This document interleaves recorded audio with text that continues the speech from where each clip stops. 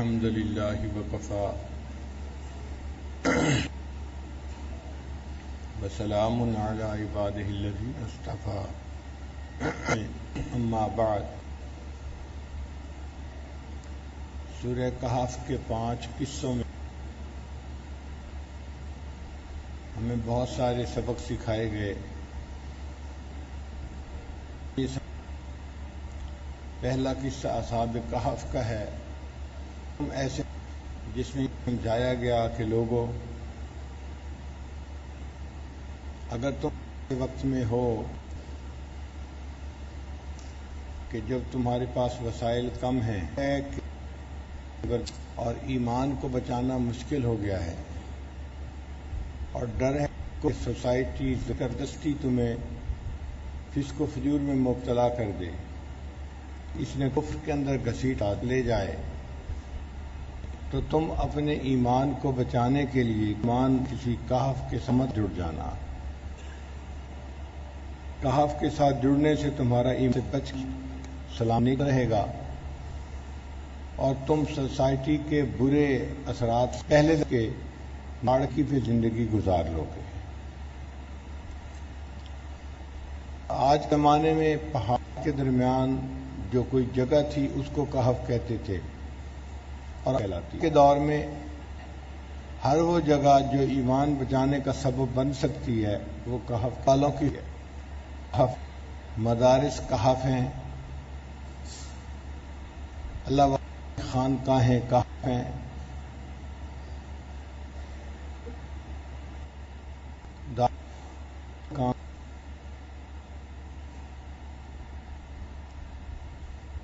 دعوت و تبلیغ کا جو کہف ہے، جہاں قرآن مجید کا درس ہوتا ہے ایمان، اور جو لوگ اس کے ساتھ جڑ کے رہتے ہیں تو قرآن مجید کی برکات ایسی ہیں کہ یہ بندے کے مدین بچنے کا سبب بن جاتا ہے، تو وہ کہف ہوتا ہے۔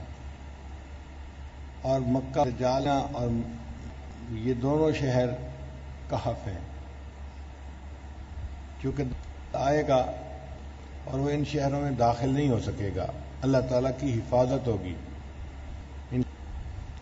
تو ان 5 کہف میں سے جس کے ساتھ جڑنا آسان ہو، انسان جڑ کے رہے اور اپنے ایمان کو بچانے کی فکر کرے۔ دوسرا قصہ تھا جنتین کا، کہ ایسا بندہ جس کو اللہ نے دنیاوی مال پیسہ خوب عطا کیا ہے، اس میں عام وہ عیش و آرام کی زندگی گزار رہا ہے، تو ایسے وقت تو ہمیں طور پر انسان نفس ان نعمتوں کو اپنی طرف منسوب کرتا ہے۔ اس سبق سکھایا گیا کہ آپ ان نعمتوں کو اپنی طرف منسوب نہ کریں، اللہ کی طرف منسوب کرنے سے بچیں، اور جس پروردگار نے یہ نعمتیں دیں اس کا شکر ادا کریں تاکہ اللہ کے شکر گزار بندوں بنیں۔ تیسرا قصہ تھا باتیں حضرت موسیٰ علیہ السلام اور خضر علیہ السلام کا، اس میں جہاں اور بہت ساری آداب کھائی گئیں، ایک بات کہ ایک استاد اور شاگرد کے اب کیا ہوتے ہیں، آداب المعلمین اور متعلمین، ان کو بھی سکھایا گیا۔ حضرت چنانچہ مفسرین نے لکھا ہے، ہم نے کہ موسیٰ علیہ السلام کے اس واقعے سے کئی فوائد ہم سے پوچھتے ہیں۔ سب سے پہلا فائدہ کہ بنی اسرائیل کے ایک شخص نے موسیٰ علیہ السلام پوچھا تھا کیا آپ اس کے سے بڑے عالم ہیں، تو انہوں نے جواب میں ہاں کہا تھا۔ پھر علم کے بعد اللہ تعالیٰ نے ان کو ایک ایسے بندے کے پاس بھیجا جس کے پاس ایسا علم تھا جو موسیٰ علیہ السلام کے پاس نہیں تھا، اور یہ سارا واقعہ پیش آیا۔ تو اس واقعے سے یہ سبق ملتا ہے کہ انسان کو اللہ تعالیٰ جتنا بھی علم و فرمائے، وہ کبھی یہ نہ کہے کہ میں بڑا عالم ہوں، یہی سوچے فوق کل ذی علم علیم، ہر علم والے کے اوپر ایک علم والا ہوتا ہے۔ اس لیے ہمارے اکابرین ہمیشہ جس بات امام مالک کا لا فوری نہیں ہوتا تھا، کہہ دیتے تھے لا ادری، میں نہیں جانتا، میں نہیں جانتا، جانتے مالک رحمۃ اللہ علیہ ہر قادری کہنے میں خوش ہوا کرتے تھے، اور آج ہم کچھ نہیں اور ہماری چیز جاننے کا اظہار بھی کرتے ہیں، میں تو سب جانتا ہوں، یہ ہماری جہالت کی دلیل ہوتی ہے۔ امام ابو یوسف رحمۃ اللہ علیہ کیا فرمایا، چیف جسٹس کے وقت کے بڑا عہدہ تھا جو اللہ نے ان کو عطا تو کیا تھا، مگر ان کی عادت تھی کہ جب کوئی بندہ ان سے کوئی بات پوچھنے ان کہہ دیتے تھے لا مجھے نہیں پتا، مجھے نہیں پتا، مجھے نہیں پتا۔ ایک نوجوان کوئی مسئلہ پادری مجھ کے پاس آیا اور اس نے مسئلہ پوچھا تو امام صاحب نے کہہ دیا لا مجھے نہیں پتا۔ نوجوان غصے میں آ گیا، اس نے کہا یہ کیا بات ہے، آپ کی تنخواہ آدھے بیت المال کے برابر ہے، آپ کی تنخواہ آدھے بیت المال کے برابر ہے، اور جب آپ سے مسئلہ پوچھتے ہیں تو کہتے ہیں لا ادری مجھے نہیں پتا۔ تو امام صاحب تحمل مزاج تھے، وہ اس پہ غصے نہیں ہوئے، بلکہ جواب میں انہوں نے علم کہا کہ اے بھائی یہ جو تنخواہ ہے نا آدھے بیت المال کے برابر، تو یہ مجھے میرے علم کی وجہ سے ملتی ہے، اگر یہ مجھے میری جہالت کی بنا پر ملتی ہو گیا میری تنخواہ پورے بیت المال سے بھی زیادہ ہوتی۔ تو وہ نوجوان ہنس پڑا اور اس کو غصہ ٹھنڈا ہے۔ ہمارے اکابر ہمیشہ یہ کہا کرتے تھے کہ ہمارے علم سے ہماری جہالت زیادہ ہے، یعنی جتنے اندر جانتے ہیں اس سے جتنا ہم نہیں جانتے وہ زیادہ ہے۔ اس کے اندر اس میں انسان کے اندر عاجزی بھی آتی ہے، وہ بڑا بول بھی نہیں بولتا اور میں تکبر بھی نہیں پیدا ہوتا۔ حضرت موسیٰ علیہ السلام اس سفر طے اپنے ایک نوجوان کو لے کر گئے، یوشع بن نون ان کا نام تھا۔ تو پتہ چلتا ہے کہ انسان اگر سفر کرے تو کسی نہ کسی کا رفیق سفر بنا لینا یہ بہتر ہوتا چلے کہ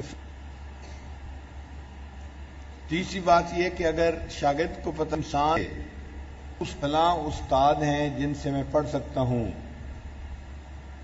تو انسان خود استاد کے پاس چل کے جائے۔ آج کے دور میں چونکہ مال پیسہ ہے ہادیہ، تو طالب علم کوشش کرتا ہے کہ اپنے والد سے کہے کہ فلاں استاد کو کہیں کہ گھر آ کے مجھے پڑھا کریں، یعنی طالب علم یہ چاہتا ہے استاد چل کے آئے اور گھر میں آ کے مجھے پڑھائے، چل کے جائے، خود چل کے جائے یہ پسند نہیں کرتا۔ حالانکہ شاگرد کا استاد کی طرف آنا فرق زیادہ بہتر ہے۔ علم کے لیے کوئی عمر کی قید نہیں ہے کہ 15 سال تک انسان علم حاصل کر سکتا ہے، اس کے بعد تو چاہیے زندگی کے جس حصے میں بھی انسان علم کی طلب محسوس کرے اس علم حاصل کرے۔ نبی علیہ الصلوۃ والسلام کے جتنے صحابہ تھے سب نے بڑی عمر میں جا کے اور کیا۔ حضرت ابو ہریرہ رضی اللہ عنہ نے 60 سال کی عمر میں اسلام قبول کیا، جتنا علم انہوں نے حاصل کیا وہ 60 سال کی عمر کے بعد حاصل کیا، اور وہ سب سے زیادہ روایت کرنے والے صحابی بن گئے۔ میں حضرت مفتی محمد شفیع رحمۃ اللہ ایک جگہ لکھتے ہیں حضرت ابو ہریرہ رضی اللہ عنہ کے بارے میں کے دل میں کہ سیدنا ابو ہریرہ رضی اللہ تعالیٰ عنہ مولوی قسم کے صحابی تھے، یعنی ان میں علم کی طلب تھی، ہر وقت علم کی طلب میں لگے رہتے تھے۔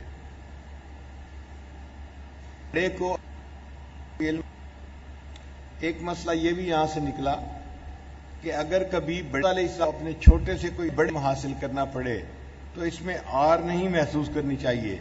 حضرت موسیٰ جبکہ حضرت السلام درجے میں اللہ تھے خضر علیہ السلام سے، خضر علیہ السلام اللہ کے ولی تھے، حضرت موسیٰ علیہ السلام اللہ کے نبی تھے اور صاحب کتاب نبی تھے، اولو العزم نبی تھے، اور مگر ان کو جب علم حاصل کرنا تھا تو وہ شوق کے ساتھ گئے ان کے پاس، علیہ السلام سے پاس، پھر بھی انہوں نے جانے میں کوئی علم محسوس نہیں کی۔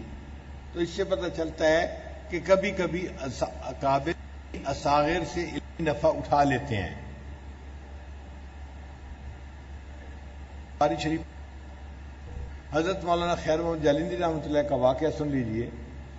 ایک مرتبہ بخارات پڑھا رہے تھے تو پڑھاتے پڑھاتے ایک ایسا پوائنٹ آیا کہ جو حل نہیں وارد ہوتا، اور تو حضرت نے شاگردوں کو بتا دیا بھئی دیکھو اس جگہ پر یہ اشکال ہوتا ہے، یہ مجھ سے حل نہیں ہو رہا، اگر آپ میں سے کوئی جانتا ہو تو وہ مجھے بتا دے، مگر آپ بتائیے کیا آج کوئی استاد ہے جو شاگردوں کے سامنے یہ بات کرے؟ آپ کو ان کی بے نفسی کا یہ کام تھا، انہوں نے شاگردوں کو بتا دیا، شاگردوں نے کہا جی نہیں ہمیں بھی اس کا جواب حضرت نہیں ہے۔ تو ایک اور استاد تھے جامعہ کے جو حضرت کے شاگرد تھے، چھوٹی کتاب سے ہی انہوں نے دور حدیث پڑھا تھا اور بڑے قابل تھے، اور وہ اسی جامعہ میں چھاونی کتابیں پڑھا رہے تھے، تو حضرت نے ان کا نام لیا۔ اچھا اگر آپ کو بھی یہ اشکال کا جواب چنانچہ ہے تو میں ان پوچھ کے آتا ہوں، استاد اپنے شاگرد کی طرف چل کے جا رہا ہے، اب کہ انہوں نے بخاری شریف لیا اور وہ اپنے اس شاگرد کے پاس چلے، کسی طالب علم نے بات سے کیا اور ان کو بتا دیا کہ حضرت آپ کے پاس کوئی مسئلہ ڈسکس کرنے آ رہے ہیں، وہ بھی فوراً کلام حضرت باہر آ گئے، تو برآمدے میں حضرت کی اس سے ملاقات ہوئی، تو جب ملاقات ہوئی تو یہ بھی اس سے کہا مولانا یہاں ایک اشکال وارد ہوتا ہے، جو کہ آپ کا علم تازہ ہے، آپ نے اب بخاری شریف پڑھی ہے، ہو سکتا ہے آپ کو اس کا جواب یاد ہو تو آپ مجھے بتا دیجئے۔ اب وہ قابل طالب علم انہوں نے جب بخاری شریف کا وہ پوائنٹ دیکھا تو ان کو یاد تھا، جب یاد تھا تو انہوں نے اپنے استاد کو بتانا تھا، مگر ان میں بھی تواضع آ رہی ہے، انہوں نے یہ کہا جی استاد صاحب میرے خیال میں تو یہ ہے اور میرے دل میں تو یہ بات، ایسا نہیں کیا۔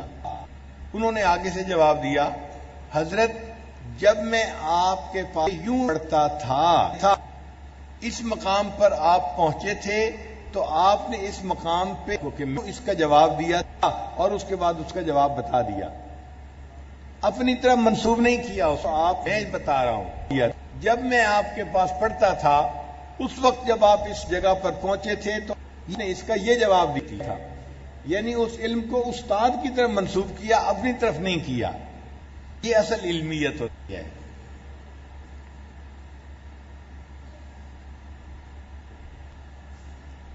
علم کے طلب کرنے میں سفر اگر دشوار بھی ہو تو بھی اختیار کرنا چاہیے۔ سفر میں حضرت موسیٰ علیہ السلام نے فرمایا تھا لقد لقینا من سفرنا ھذا نصبا، ہمیں اس سالہ اس کو بہت مشقت اٹھانا پڑی ہے، اس لیے کہ علم کی طلب میں انسان جو مشقت اٹھاتا ہے اس پر اللہ تعالیٰ کو بہت زیادہ اجر عطا فرماتے ہیں۔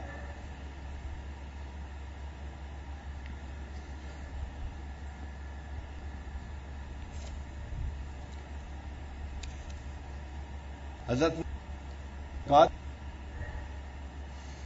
پھر ایک مسئلہ یہ بھی نکلتا ہے کہ جب موسیٰ علیہ السلام کی ملاقات ہوئی خضر علیہ السلام سے تو حضرت موسیٰ علیہ السلام نے وقت ضائع کیے بغیر جو اللہ ان کو بتا دیا کہ میں آپ کے پاس علم حاصل کرنے کے لیے آیا ہوں، آپ مجھے سکھائیے جائے، میں نے آپ کو علم عطا کیا۔ اس سے مطلب یہ نکلا کہ اگر کوئی شاگرد کسی استاد کے پاس بتائے تو وہاں جا کے فوراً بتا دینا چاہیے کہ میرے آنے کا مقصد کیا ہے، کلیئر میں کیوں بتا دینا چاہیے۔ وقت بعض لوگ کلیئر بات نہیں کرتے، ایک دن دو دن گزر جاتے ہیں پھر بتاتے ہیں آیا تھا، یہ ضائع ہوتا ہے۔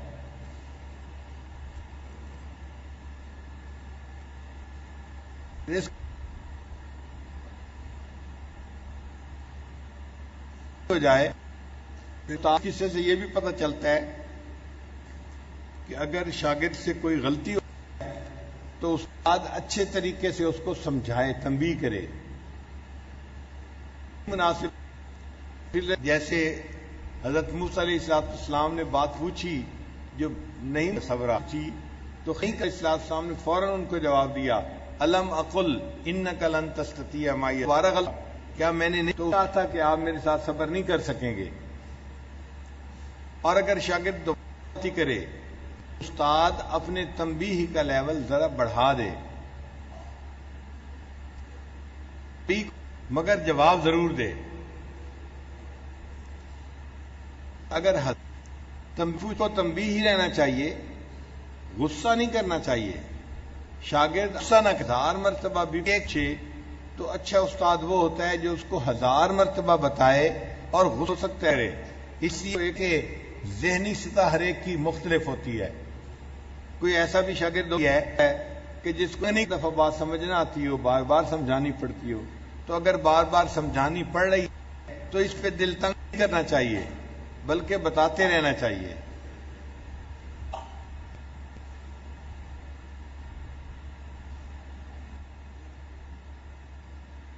تھا کتابوں میں واقعہ لکھا ہے کہ ایک نوجوان کو اس کا گھر پہ نابینا ہو گیا، تو وہ اپنے باپ گراؤنڈ ساتھ رکھتا تھا، اپنے چائے اور اس کی خدمت کرتا تھا۔ اب ایک دن آواز آئی، میں بیٹھا ہوا وہ تو چائے پی رہا تھا، اپنے والد کو چائے پلا رہا تھا، اتنے میں ایک چڑیا کی آواز کیسی ہے؟ باپ نے پوچھا کہ یہ کیا ہے؟ اس نے کہا جی چڑیا ہے۔ کس رنگ کی ہے؟ چڑیا ہے۔ اس نے بات بتائی۔ تھوڑی دیر بعد باپ نے پھر پوچھا یہ کس کی آواز ہے؟ اس نے کہا پوچھا۔ اس نے کیسا رنگ ہے؟ ایسا رنگ ہے۔ پھر تھوڑی دیر بعد اس نے تیسری دفعہ بتا چکا۔ جب اور اب تیسری دفعہ پوچھا تو اس نوجوان بچے کو غصہ آیا کہ میں دو دفعہ ہوں، ابو سمجھ کیوں نہیں رہے؟ تو اس نے غصے میں کہا کہ ابو آپ کو بات سمجھ نہیں آتی، ٹھہرو، دفعہ آپ کو پہلے بتا چکا ہوں۔ تو جب وہ غصے ہوا تو اس کا والد کہنے لگا بچہ تھوڑی دیر جس میں آتا ہوں۔ جب تو وہ نابینا باپ اندر گیا اور اس نے اپنی ڈائری رکھی ہوئی تھی، اس کا والد ڈائری میں لمانی میں وہ اپنی باتیں لکھا کرتا تھا۔ تو والد اپنی ڈائری اٹھا کے آیا اور اس نے اپنے بیٹے کو کہا کہ بیٹے اس کا فلاں صفحہ نکالو اور دیکھو کیا لکھا تھا۔ تو جب فلاں صفحہ نکالا اس کے اوپر لکھا ہوا تھا کہ ایک گیند جو یہ نوجوان چھوٹا تھا نا، بچہ تھا، اس کو اس کے باپ نے لے کے دیا تھا، اور نوجوان بچے نے اس وقت اپنے باپ سے 30 مرتبہ پوچھا تھا ابو یہ کیا ہے، اور باپ نے ہر دفعہ پیار سے کہا تھا بیٹا یہ گیند ہے، اس مقصد کے لیے ہوتا ہے۔ تو والد نے اسے کہا کہ دیکھو کیا تھا کہ تم بچے تھے، آج تم نے 30 مرتبہ مجھ سے پوچھا تھا کہ یہ کیا ہے، اور میں نے آرام سے بتا دیا ابو یہ گیند ہے۔ آج میں بوڑھا ہو گیا ہوں اور میں تم سے 3 مرتبہ پوچھتا ہوں، تم غصے میں آ کے کہتے ہو داجی سے بات سمجھ کیوں نہیں آتی تمہیں میری؟ حالانکہ بچپن میں باپ نے کتنے تحمل میں اپنے ماں اس بچے کے ساتھ سلوک کیا ہوتا ہے، مگر بچہ اس بات کو بھول جاتا ہے جب جوان ہوتا ہے، اور پھر تو باپ کے ساتھ بہت ہی برا سلوک کرنے لگ جاتا ہے۔ باپ شاگرد جتنی مرتبہ اور درجی پوچھے، استاد کو چاہیے کہ تحمل مزاجی کے ساتھ اس بات کا جواب دے رہے، دعا بھی کرے تاکہ اللہ تعالیٰ اس بچے کو جلدی اس بات کی سمجھ تو عطا فرمائے۔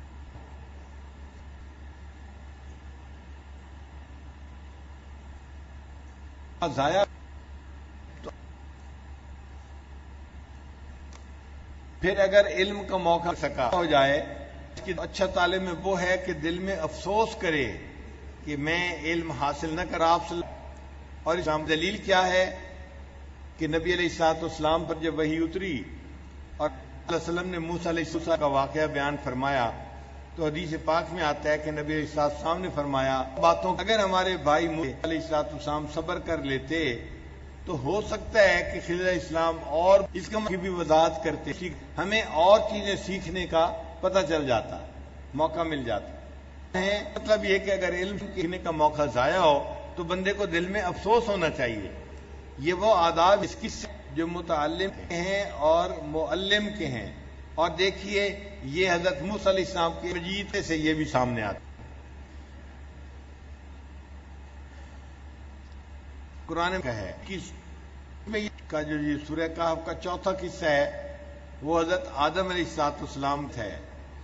اس میں یہ بتایا گیا کہ ایمان والو تمہارا اصلی وطن جنت بھول جاؤ، تو دنیا میں دل نہ لگاؤ اور فانی دنیا کی خاطر اپنی آخرت کو نہ بھول ہیں۔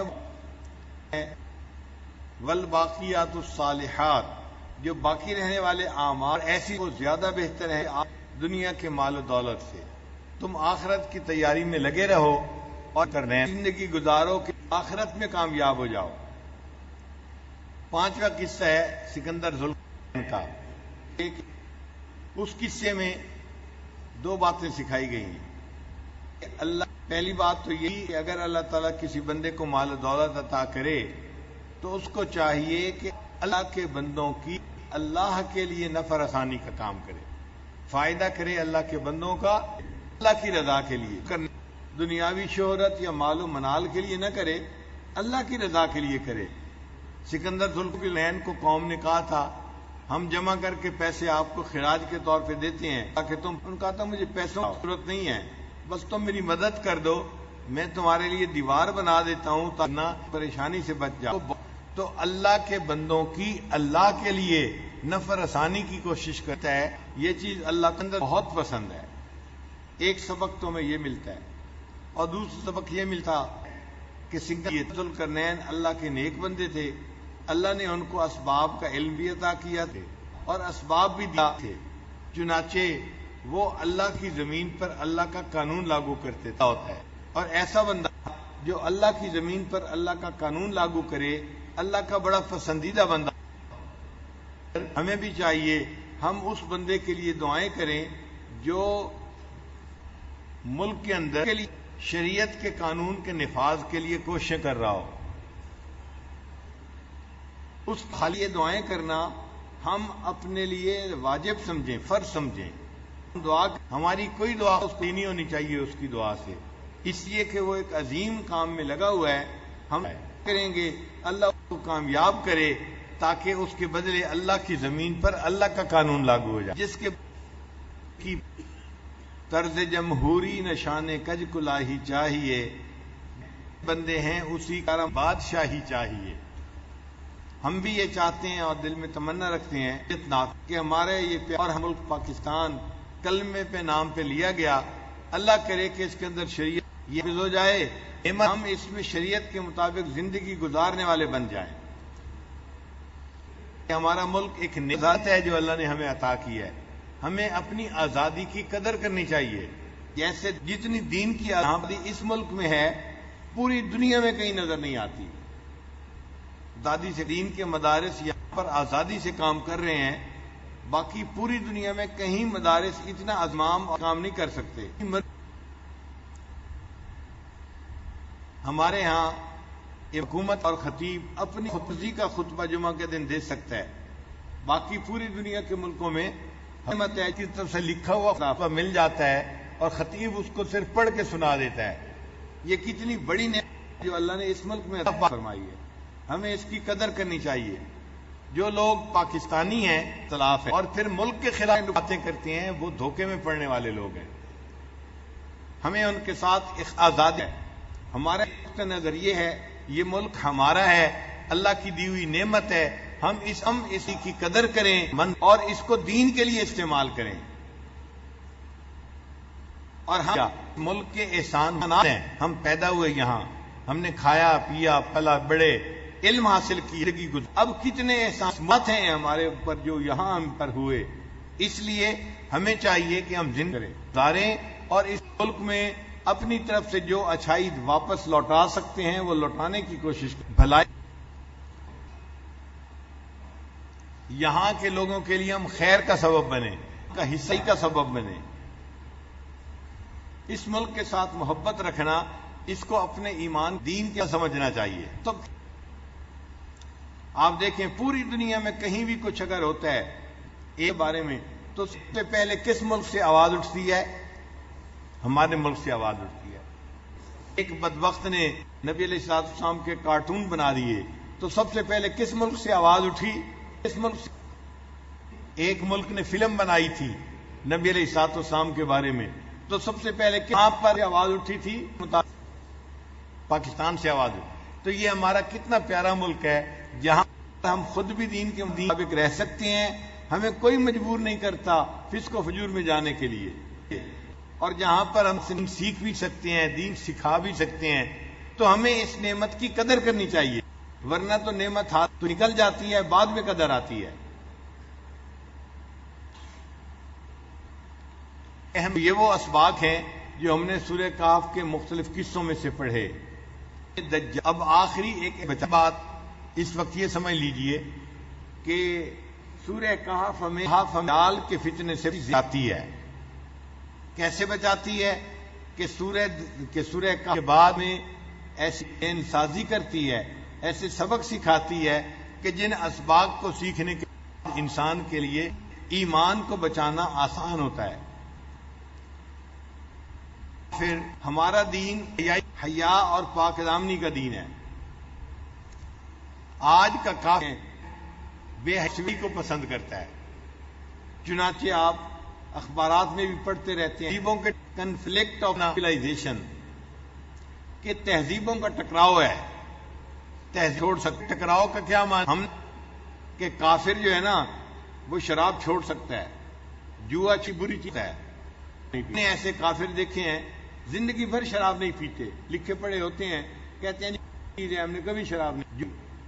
تو کافر شراب چھوڑ سکتا ہے اور پوری جوا چھوڑ سکتا ہے، سود چھوڑ سکتا ہے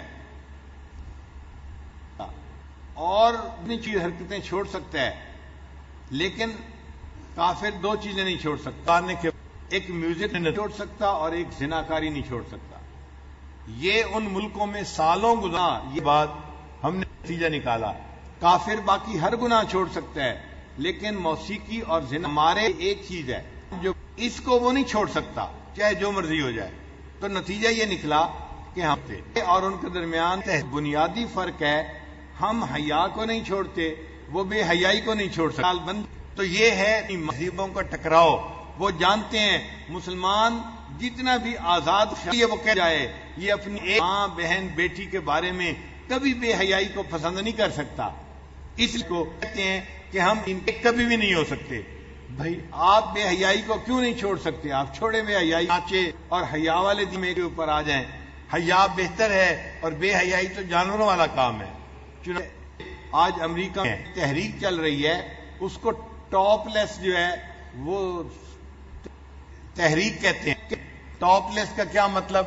کہ عورتیں کرتا نہیں پہنتی اور وہ کہتے ہیں جی کپڑے پہننا تو تکلف کا کام ہے۔ ان کی دلیل یہ ہے کہ دنیا میں کوئی اللہ نے ایسا نہیں جو کپڑے پہن سکتا ہو۔ انسان کپڑے جو پہنتا ہے تو یہ تکلفات کرنے کی کیا ضرورت ہے؟ جیسے پیدا کیا ہم اس کو ویسے ہی پھرنا چاہیے، چنانچہ وہ پورے کپڑے اتار دیتے ہیں اور وہ چاہتے ہیں کہ ہم اس چیز کو پوری دنیا میں پھیلانا چاہتے ہیں۔ چند ہفتے پہلے ان کا ایک ایونٹ دستخط کہ انہوں میں ہزاروں مرد اور عورتیں ننگے ہو کر انہوں نے سائیکلیں چلائیں اور کوئی تقریباً کہ ہم 15 میل کا سفر سائیکل پر طے کیا۔ یہ چھوٹی چھوٹی حرکتیں وہ کرتے رہتے ہیں بتانے کے لیے حکومتوں نے دنیا میں موجود ہیں اور اس کو حکومت کی سرپرستی حاصل ہوتی ہے۔ اسی لیے کفر کی حکومت ان میں یہ نئے نئے سسٹم نکالے ہیں جن کے ذریعے سے پوری دنیا کے اندر بے حیائی کو پھیلایا جا سکے۔ پھیلی ایسے ایک چیز ہے سیل فون۔ سیل فون کے ذریعے سے بے حیائی اتنا جلدی آج کل ہے کہ پہلے سالوں میں اتنی نہیں پھیلتی تھی جتنا یہ دنوں میں پھیل گئی ہے۔ آج اتنے نوجوان کو سیل فون نے برباد کر کے رکھ دیا ہے۔ غیر محرم لڑکی اور لڑکے کا رابطہ کمرے میں آسان ہو گیا ہے کہ ماں باپ کو پتہ ہی نہیں ہوتا۔ لڑکی اپنے کمرے میں بیٹھی ہوتی ہے، لڑکا اپنے ہوتے ہیں۔ ماں باپ سمجھتے ہیں یہ کمرے میں بیٹھے پڑھ رہے ہیں ہمارے بچے، اور بچے بیٹھے فون پہ ایک دوسرے کے ساتھ بات کرتے ہیں۔ اور پھر تصویروں کا یہ سلسلہ ایسا ہے کہ ایک دوسرے کو اپنی تصویریں بھیج رہے ہوتے ہیں ابھی تھا اور ایک دوسرے کے ساتھ تصویریں دیکھ رہے ہوتے ہیں۔ پہلے زمانے میں اگر کوئی لڑکا بدکار بنتا ہاتھ پہ تو لڑکی کے ساتھ رابطہ کرنا مشکل ہوتا تھا، اس کو رکا بھیجنا پڑتا تھا، کسی کے ملتا پیغام بھیجنا پڑتا تھا۔ رکا بھیجنا، پیغام بھیجنا ایک مشکل کام تھا، موقع ہی نہیں آسان تھا اس کو اس کے ساتھ رابطے کا، تو برائی مشکل تھی۔ آج اس سیل فون نے اس کام کو وہ بھی کر دیا۔ اسی لیے کفر کی حکومتوں نے سیل فون کی جو قیمتیں رات میں عجیب رکھی ہوئی ہیں کہ دن میں آپ فون کریں تو آپ کو دگنے پیسے دینے پڑیں گے، اور وہ بار فون کریں تو فون ہی ہو جاتا ہے۔ اور کمپنیاں ساتھ لکھتی بھی ہیں کرو ساری رات، تاکہ نوجوان ساری رات انہی گناہوں کے کاموں میں لگے رہیں۔ آج یونیورسٹیوں کے اور سکولوں کے جو استاد ہیں وہ بڑے پریشان ہیں۔ کیوں؟ دوسرے سے بچے نوجوان آتے ہیں، سب کو نیندیں آ رہی ہوتی ہیں، اس لیے کہ وہ راتوں کو جاگ رہے ہوتے ہیں ایک بات کرنے کے لیے۔ اور یہ بات 15 منٹ 20 منٹ نہیں ہوتی. مجھے ایک لڑکے نے کہا کہ میں جس سے تعلق تھا ایک رات میں نے 9 گھنٹے اس سے بات کی. میں سن کے اسے سے گیا 9 گھنٹے تک دونوں ایک دوسرے سے بات کرتے رہے. اب بچے اگر 9 گھنٹے بات کریں گے تو آپ سوچیں وہ پھر رات تو ساری رات جاگتے ہی گزار دیں گے. قوموں کے اندر کر رہی ہیں, اخلاق خراب ہو رہا ہے, تعلیم پہ اثر پڑ رہا ہے, اور یہ کفر کی حکومتیں اس چیز کو پروموٹ کر رہی ہیں. پھر اس سے بڑھ کر ایک اور مصیبت آ گئی جس کا نام ہے انٹرنیٹ. اس کو جاتے ہیں enter into the net. Net کہتے ہیں جال کو, چل نہیں سکتے انٹو دی نیٹ. ایک ہم نے جال کے اندر داخل ہو جاؤ, مچھلی جال کے اندر داخل ہو جاتی ہے تو نکل نیٹ کہتی. ہم نے بھی یہ دیکھا ہے نوجوان بچہ یا بچی جن کو ایک دفعہ اور چسکا پڑ جاتا ہے وہ پھر انٹرنیٹ کو چھوڑنا مشکل ہو جاتا ہے, ایڈکشن ہو جاتی ہے ان کو. اور ان سائنسی تحقیق ہے سگریٹ کی ایڈکشن چھوٹی ہے, شراب کی ایڈکشن چھوٹی ہے, چھوڑ سکتے. انٹرنیٹ کی ایڈکشن نیٹ سے بھی زیادہ ہے. شرابی بندہ شراب آسانی سے, اور انٹرنیٹ والا بندہ انٹرنیٹ کو آسانی سے نہیں چھوڑ سکتا. اور انٹرنیٹ کے اوپر اتنا گند پھیلایا گیا ہے کہ جو بندہ چاہے وہ بیٹھ کے اس فحاشی کو گھنٹوں دیکھتا رہے پیچھے. تو یہ لوگوں کی حقیقیوں سے حیا کو نکالنے کا ایک طریقہ ہے. آپ کو پتہ ہے اس انٹرنیٹ کے تو اپنے ان کافر حکومتوں کو کروڑوں روپیہ خرچ کرنا پڑتا ہے. بڑے ان حیائی کمپیوٹر لگانے پڑتے ہیں اس کو سپورٹ کرنے کے لیے, مگر یہ وہ خرچ کرتے ہیں تاکہ دنیا کے اندر بے حدیں عام ہو جائے. اصل مقصد ان کا یہ ہے. لیکن چونکہ دجالیت ہے نا تو ملمہ سازی کر تو ہم جی انٹرنیٹ کو عام کر دیا ہے کاروبار کے لیے. کمپنیاں کاروبار آسانی سے کر سکتی ہیں. لگایا کمپنی کے کاروبار کا, اور اندر مقصد کیا تھا تاکہ دنیا کے اندر بے حیائی فیس بک عام ہو جائے. نہیں, چنانچہ یہ جو فیس بک ہے یہ تو عجیب مصیبت ہے. ہمیں تو فری میں پر جانے کا بھی پتہ نہیں ہے, حالانکہ الیکٹریکل انجینئر ہیں, پتہ بھی نہیں کہ جاتے کیسے ہیں. نویں زندگی فیس بک کا سفر ہے.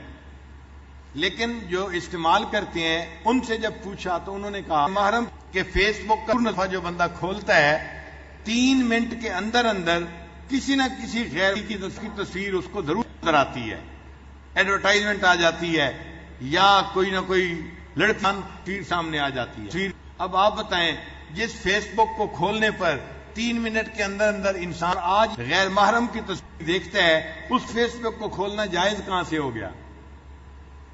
اور دوسرے یہ عام ہے. لڑکیوں نے بھی اپنے صفحے بنائے ہوئے ہیں, لڑکوں بھی صفحے بنائے ہوئے ہیں, اور ان کے فیس بک سے جو کے ساتھ رابطے بڑھ رہے ہیں. تو بیسیکلی یہ بے حیائی کو پھیلانے کا ایک دھندا ہے. لگتا ہے کفر نے شروع کیا ہے, اور واقعی انٹرنیٹ اور فیس بک اور ان چیزوں کے آنے کے بعد اب یوں کہ میں کہ شیطان فارغ ہو کے بیٹھ گیا ہے. اب شیطان سمجھتا ہے شیرا کام انسانوں کیا سنبھال لیا, میرے چیلے بہت دنیا میں ہو گئے, اب مجھے شیطانیت کرنے کی ضرورت ہے. اس پر کسی شاعر نے کچھ اشعار کرتے ہیں, ذرا غور سے سنیے گا. شیطان اعتراض ہے, کہتا کہ سوچتا ہوں کہ اب انسان کو سجدہ کر لوں. اب شیطان کی سوچ یہ ہے بنایا کہ میرا دل چاہتا ہے کہ میں اب انسان کو سجدہ کر لوں. تو نے جس وقت یہ انسان رب بنایا یا رب, اس گھڑی مجھ کو تو ایک آنکھ نہ بھایا یا رب, اس لیے میں نے سری ہے نہ جھکایا یا رب, لیکن اب پلٹی ہے کچھ ایسی ہی کایا یا رب. عقل مند اب یہ اسی میں سے میں توبہ کر لوں, سوچتا ہوں کہ اب انسان کو سجدہ کر لوں. اس شیطانیت میں بھی موت آگے نکل گیا, اب اس کو سجدہ میں کر لوں یہ زیادہ بہتر ہے.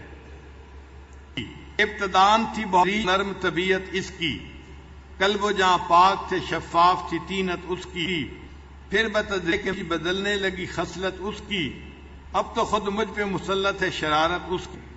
اس سے پہلے بھر میں اپنا ہی تماشا کر لوں, سوچتا ہوں کہ اب انسان کو سجدہ کر لوں. اللہ فرماتا دیا کون بھر دیا تو نے بھلا کون سا فتنہ اس میں, وہ کیا فرماتے ہیں نا، ہم نے انسان اس خیر کو بھی رکھا، شر کو بھی رکھا. وہ کہتے ہیں کہ جو شر آپ نے رکھا ہے نا، پتہ نہیں وہ کیا ہے، فتنہ ہے اللہ جو آپ میں بھرا ہے. بھر دیا تو نے بھلا کون سا فتنہ اس میں، پکتا رہ وجود ہمیشہ کوئی لاوا جا اس میں.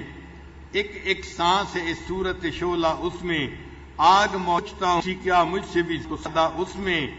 اپنا آتش قدعے ذات ہی ٹھنڈا کر لوں، سوچ باپ ہوں کہ اب انسان بے سجدہ کر لوں.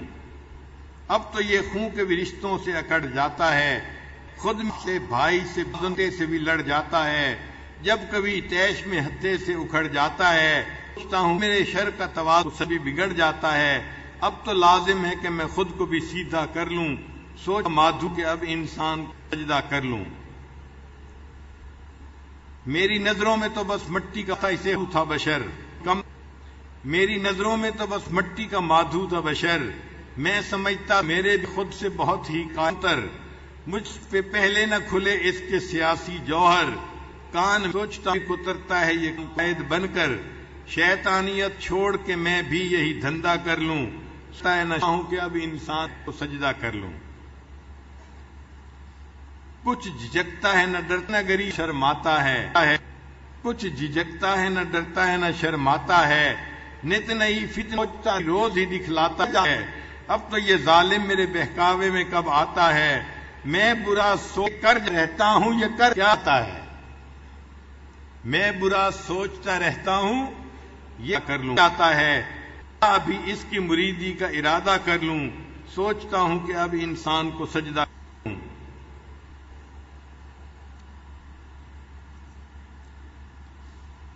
اس ظلم کے دام بچھائے ہیں نرالے دام نے،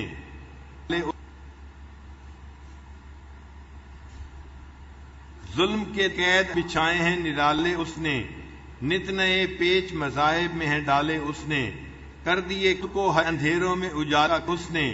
کام جتنے تھے میرے سارے سنبھالے اس نے، اب تو میں خود ہی کر ایک بوجھ سے ہلک مجھ کر لوں. سوچتا ہوں کہ اب انسان کو سجدہ کر لوں. استقامت نے ڈھپ بھی اس کی مصیبت کو، استقامت تھی کبھی اس کی مصیبت مجھ کو. اپنے عالم پر اسے لانا تھا قیامت مجھ کو، کرنی پڑتی تھی بہت اس پہ مشقت مجھ کو. ابھی ہے کہ دن رات ہے فرصت مجھ کو، اب کہیں گوشہ نشینی میں گزارا کر لوں. سوچتا ہوں شیطان انسان کو سجدہ کر لوں. مست تھا میں تیرے آدم کی حقارت کر کے، بغان کہتا ہے مست تھا میں تیرے آدم کی حقارت کر کے، خود پہ نازاں تھا بہت تیری اطاعت کر کے. کیا ملا مجھ کو مگر ایسی حماقت کر کے، کیا یہ ممکن ہے کہ پھر تیرے سجدہ کر لوں، یعنی اپنے کھوئے ہوئے رتبے کی تمنا کر لوں. سوچتا ہوں کہ اب انسان کو اس کو کر لوں. اب یہ انسان شیطانیت میں اتنا آگے بڑھ گیا کہ اے اللہ اب مصیبت سجدہ کرنے کو میرا دل چاہتا ہے. تو انسان کو اس انٹرنیٹ نے اتنا شیطانیت میں آگے بڑھا دیا کہ شیطان بھی اس پر متعجب ہونے لگ گیا. وہ اس لیے جس گھر کے اندر انٹرنیٹ نہیں محفوظ گھر ہے، اور جس گھر کے اندر انٹرنیٹ ہے آپ کیوں سمجھ لیں کہ وہ شیطان کی فوج کی ایک بٹالین اس گھر میں موجود ہے، جو اس گھر کے بچوں کو اور بڑوں کو برائی کے اوپر مائل کرنے کے لیے ہر وقت لگی ہوتی ہے.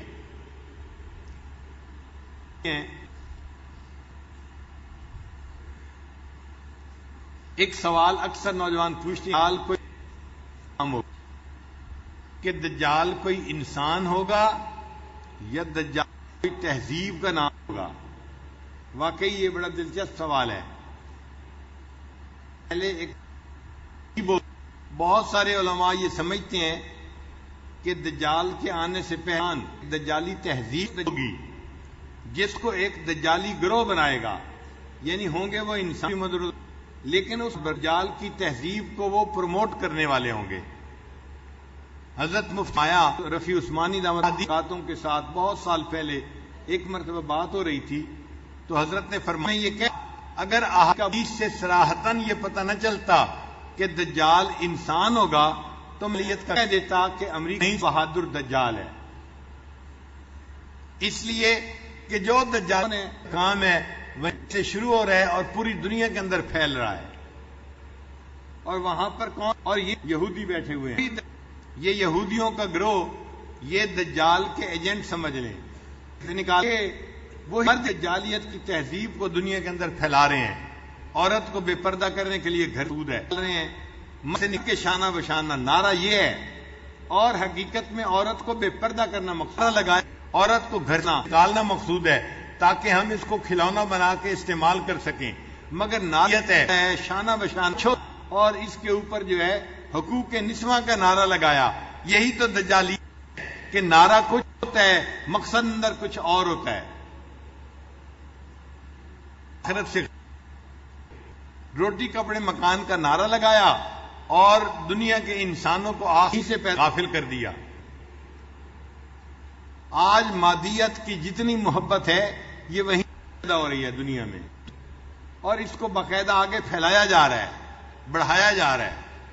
جیسے تو ہمیں یوں لگتا ہے کہ دجال ایک انسان ہی ہوگا، سمجھ لیں حدیث پاک میں آیا ہے، اور وہ یک چشم ہوگا، ایک آنکھ والا ہوگا، کانا ہوگا. اور یہودی اس کانے کو اپنا کوئی بڑا پیغمبر اور خدا سمجھتے ہیں، اور وہ کہتے ہیں کہ آنے والے وقت میں ہمارا ایک آنکھ والا خدا آئے گا اور ہمیں پوری دنیا کا ایک آنکھ مل جائے گا. اسی لیے وہ اپنی تصویروں میں، کتابوں میں ایک آنکھ کے تصور کو بڑھاتے جا رہے ہیں. آپ $20 کے نوٹ کو دیکھیں، ایک آنکھ بنی ہوئی ہے. ان کی مختلف جو ہے ایجنسیز کے سگنل جو مونوگرام ہوتے ہیں ان دیکھیں، ان پر ایک آنکھ بنی ہوتی ہے.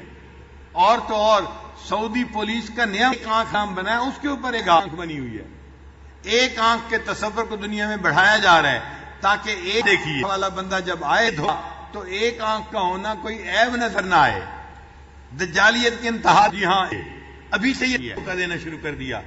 ایک آنکھ بری نہ لگے کسی کو، لوگ پہلے سے جانتے ہیں ابھی سے ایک آنکھ بھی ہو سکتی ہے. اپنے کانے پن کو چھپانے کے لیے، عیب کو چھپانے کے لیے انہوں نے سب کا سے ایک آنکھ کا تصور کیا اور ساتھ ایک مثلث بھی بنا دیتے ہیں.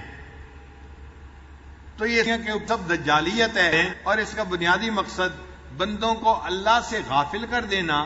اسی دنیا پتہ ہے کہ بندے ریچھ جائیں اور بندے بے حیائی کی زندگی گزارنے لگ جائیں. اور بچہ کہتے ہیں، مرد کہتے ہیں شائنس از اے سکنس.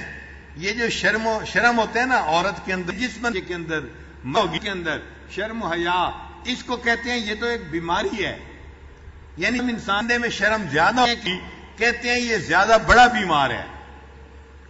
اور جو بے شرم و ناراض ہوگا کہتے ہیں کہ یہ صحیح انسان ہے. شائنس از اے سکنس یہ کسی سے لگاتے ہیں. اس لیے وہ بچوں کو اسکول میں کہتے ہیں، لڑکا ہو یا لڑکی، اگر بات کرنی ہے کہتے ہیں کہ تم آنکھوں میں آنکھیں ملا کے بات کرو. اب جب لڑکی لڑکے کے آنکھوں میں آنکھیں ملا کے بات کرے گی تو آنکھیں چار پہلے ہوتی ہیں، پھر دل ایک دوسرے کے خلاف بن جاتے ہیں. تو یہ تہذیب دیکھیے کیسے دجالیت ملک آ رہی ہے. سن لیجیے، اس لیے باہر کے لڑکوں میں جو یونیورسٹیوں کالجوں میں دستور ہے، ذرا چنیے، ایک کلاس کا بیٹھتا ہے، پھر ایک لڑکی بیٹھتی ہے، پھر ایک لڑکا، پھر ایک لڑکی. جو لڑکا کلاس میں بیٹھا ہوتا ہے اس کے دونوں طرف لڑکیاں ہوتی ہیں. دائیں دیکھے گا تو اس کو لڑکی نظر آئے گی ہوگا، بائیں دیکھے گا تو لڑکی نظر آئے گی. دائیں ہلے گا تو لڑکی سے ٹچ ہوگا، بائیں ہلے گا تو لڑکی سے ٹچ ہوگا. اور جہاں لڑکی ہوتی ہے وہ دائیں دیکھے گی تو اس کو لڑکا نظر آئے گا، بائیں دیکھے گی تو لڑکا نظر آئے گا. بات نہیں. اب یہ لڑکی جو دو طرف سے لڑکوں میں گھری ہوئی ہے یہ کب تک بچ کے بیٹھے گی؟ اگر وہ اپنے ساتھ والوں سے بات نہیں کرتی، پھر استاد ہے وہ اس کی رپورٹ بناتا ہے کہ یہ لڑکی بیمار ہے، یہ ساتھ والے لڑکوں سے بات نہیں کرتی. یہ ڈاکٹر کو بلایا جاتا ہے اور وہ آ کے اس لڑکی کو سمجھاتے ہیں کہ تم لڑکوں کیوں نہیں کرتی، یہ جو شرم ہے یہ بیماری ہے، تم بیمار ہو، ہم تمہارا نفسیاتی علاج کرتے ہیں. اس طرح ماں باہر پڑھنے کے لیے بچے جاتے ہیں، ان کے اندر سے شرم و حیا کو نکال دیا جاتا ہے، اور ان کو یہاں بڑے خوش ہوتے ہیں ہمارے بچے پڑھنے کے لیے باہر ملک چلے گئے ہیں، جائے گی یہ نہیں پتا انجینئر ڈاکٹر تو بن کے آ جائیں گے، مگر ان کے اندر سے حیا جیسی نعمت بھی ختم ہو، تاکہ چھوٹی چھوٹی کلاس کے بچوں کو انٹرنیٹ پہ کام دیا جاتا ہے، بچے انٹرنیٹ کھوج کے عادی بنے اور انٹرنیٹ کے برے اثرات سے وہ خود اثر حاصل کریں۔ ہمارے ایک بیٹے ہیں، وہ کہنے لگے کہ میری بیٹی دوسری کلاس میں ہے، مجھے ایک دن کہنے لگی ابو مجھے میں نے کہا کیا کرو، کہنے لگی مجھے انٹرنیٹ چاہیے۔ میں نے کہا انٹرنیٹ کی کیا ضرورت ہے؟ کہا کہ جی ابو مجھے کلاس ٹیچر نے کہا تھا تم انٹرنیٹ سے یہ چیزیں نکال کے لاؤ۔ کہنے لگے میں نے اسے تھوڑی دیر وہاں کمرے میں کمپیوٹر ہے تم بیٹھ کے کام کر لو، وہ بیٹھ کے کام کرنے لگی۔ کہنے لگے جب میرے بعد مجھے خیال آیا یہ 2 سال کی بچی ہے، یہ انٹرنیٹ پہ کیا کر رہی ہوگی دیکھوں تو صحیح۔ اور میں کمرے میں گئی تو اس نے وہاں پر ایک ویب سائٹ کھولی ہوئی تھی اور ویب سائٹ کا نام تھا allforgirls.com allforgirls.com یہ ایک ویب سائٹ ہے، بچی کے پیدا ہونے سے لے کے اس کے بڑھاپے تک اس کو زندگی میں چیز کی ضرورت ہوتی ہے، ہر چیز وہاں پر موجود ہے۔ تو چلو بچی کے لیے تو کھلونے ہوتے ہیں، بنانی ہے کی چیزیں ہو گئیں، تم نے بال کیسے بنانے ہیں، بالوں کی لٹیں کیسے بنانی ہیں یا پونی کیسے بنا پڑتے ہیں، یہاں تک تو بات ٹھیک ہے۔ نہیں، جب لڑکی جوان ہو جاتی ہے پھر اس کو لڑکوں سے رابطے کرنے بات اس کے بھی طریقے سکھائے کرے، پھر لڑکوں کے ساتھ رہنا کیسے ہے وہ طریقہ بھی سکھایا گیا، پھر لڑکوں کے ساتھ میل ملاپ کیسے لکھنا ہے وہ بھی سکھایا گیا۔ یہ سب چیزیں اسی ویب سائٹ پہ سکھائی گئی ہیں اور اس ویب کو 2 سال کی بچہ بول کے بیٹھی ہوئی ہے، جس میں تو انٹرنیٹ کے نسل پہ حقیقت میں بے حیائی دنیا میں پھیلانے کے لیے ایک سازش ہے جس میں ہم سب کے سب آسانی کے ساتھ ملوث ہوتے جا رہے ہیں۔ اس لیے جوان کے پاس ٹی وی نہیں ہوتی، وائف نہیں ہوتی، وہ کہتے ہیں جی مجھے وائی فائی چاہیے، اس لیے کہ وائی فائی بیوی کا متبادل بن جاتی ہے، نہیں لگتی اور وائی فائی مل جاتی ہے تو پھر وائف کی سمجھنے کہ وہ بھی ہے گھر میں یا نہیں۔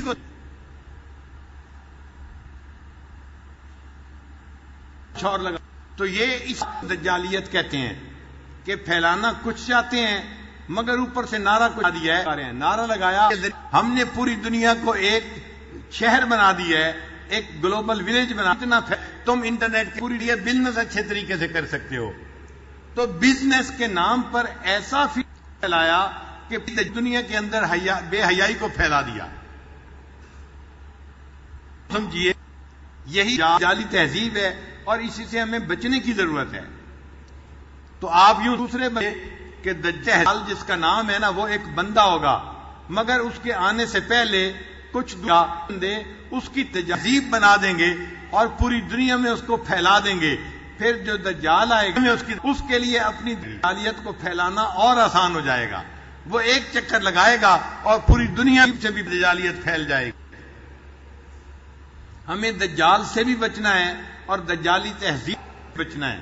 تہذیب یہ بات سمجھ آ گئی، ہمیں دجال سے بھی بچنا ہے اور اگر دجالی تہذیب سے بھی بچنا ہے کیونکہ ہمارا اصل مقصد ہے اپنے ایمان کو بچانا ہوں گے، ہم اپنے ایمان کو بچا گئے تو ہم کامیاب ہوں گے اور اگر ہمارے ایمان پہ اثر پڑ گیا تو ہم ناکام تھا۔ اس لیے سورۃ کہف ہمیں اپنے ایمان کو بچانے کی سبق دیتی ہے، وہ سبق ہم نے پڑھ سورہ کہف، ہم ایک مرتبہ پھر سورہ کہف کے واقعات کا تکرار کر لیتے ہیں چونکہ آج کا یہ پہلا کہف کا درس آخری درس ہے۔ بتائیے سورہ کہف میں کتنے واقعات ہیں؟ 5 واقعات ہیں۔ واقعہ کون سا ہے؟ آدم جو سینٹرل واقعہ ہے جو لبے میں ان سے ہے وہ حضرت آدم علیہ السلام کا واقعہ ہے اور اس میں اللہ نے شیطان کا بھی تذکرہ کیا۔ اس واقعہ آسان کو کیا سمجھایا نہیں کہ ہمارا اصلی وطن جنت ہے، وہ آخرت ہے، دنیا عارضی ہے، فانی ہے، دنیا سے دل مت لگاؤ، آخرت کو یاد رکھو اور اس کی تیاری زیادہ کوشش میں لگے رہو۔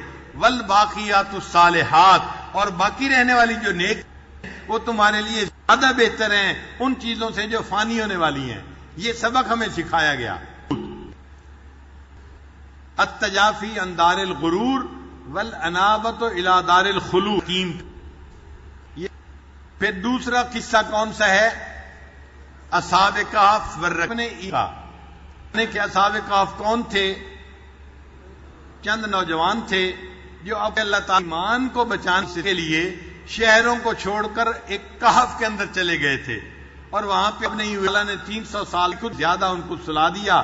اللہ ان کی کروٹیں بدلتے رہے اور ان کے جسم خراب مرنے کے بعد یہ اللہ کی قدرت کی نشانی تھی. اللہ دکھانا چاہتے تھے اس قوم کو کہ دیکھو تم کہتے ہو کہ بعد کوئی کیسے زندہ ہوگا، ہم چاہیں تو بندے کو 300 سال سلانے کے بعد پھر دوبارہ زندہ کر سکتے ہیں. پہلا جب وہ اصحاب کہف اٹھے تو اس وقت حالات بدل چکے تھے. نوجوان بادشاہ جو تھا وہ کافر تھا، اب بادشاہ مسلمان تھا اور پوری قوم مسلمان ہو گئی تھی. اللہ نے پنوں کو یہ دکھا دیا کہ دیکھو تم بے سہارا تھے، تم نے میرے جو ہے وہ سہاری قوم پکڑا اور میں نے تمہارے ایمان کو بچا دیا. تمہیں اب میں نے کہف سے نکالا جبکہ ساری دیکھا ایمان والی بنا دی ہے، تو میں ایمان بچانے پہ آتا ہوں تو کفر کے ماحول میں بھی ایمان بچا کے دکھاتا ہوں. اور اس واقعے سے ہمیں ایک سبق ملا. ہمیں بھی اب کیا سبق ملا؟